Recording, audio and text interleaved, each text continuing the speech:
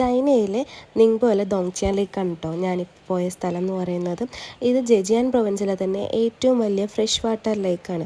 ഭയങ്കര സൂപ്പറായിട്ടുള്ളൊരു സ്ഥലം. ഈവനിങ്ങിലൊക്കെ പ്രത്യേകിച്ച് നടക്കാൻ പോകാനും ഇങ്ങനെ സീനിക് സ്പോട്ടിലൊക്കെ പോകാമെന്ന് പറഞ്ഞു കഴിഞ്ഞാൽ എനിക്ക് ഏറ്റവും ഇഷ്ടമുള്ളൊരു സ്ഥലം അത് ഇവിടെയാണ്.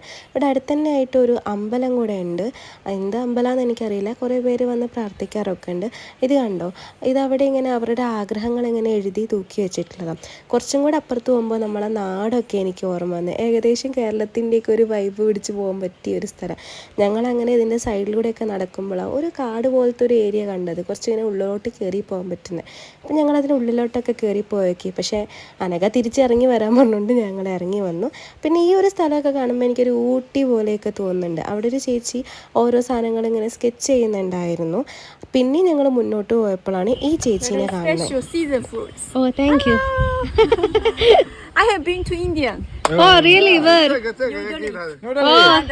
ഇവർക്ക് ഇവിടുന്ന് കൃഷിയാണ് കേട്ടോ. അത് അവർ വേറെ രാജ്യത്തിലേക്കൊക്കെ കയറ്റുമതി ചെയ്യും. ഈ കാറ് കണ്ടോ, ഞാൻ ആദ്യമായിട്ടാണ് അങ്ങനത്തെ കാറ് കാണുന്നത്. അവരിവിടെ തന്നെയാണ് കേട്ടോ കുളിയും നനയൊക്കെ ഉള്ളത്. നല്ല ബ്യൂട്ടിഫുൾ ആയിട്ടുള്ള ഒരു ഈവനിങ് ആയിരുന്നു അത്.